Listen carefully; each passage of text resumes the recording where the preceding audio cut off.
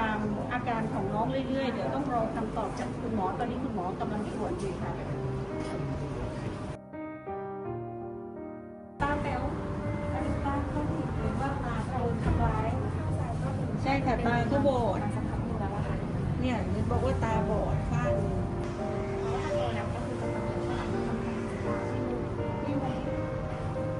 ดูเหมือนแพนด้าเลยอ่ะลูกเหมือนแพนด้าเลยทำไมน่ารักอย่างนี้เหรอเห็นบอกว่าตาข้างนี้ก็โดนตีค่ะดูไวๆนะเดี๋ยวไอ้พี่ๆก็เข้ามาเยี่ยมนะบ้านเราไม่หรอกพี่เป็นรถโรงเรียนมาส่งค่ะตาก็น่ารักดูดิ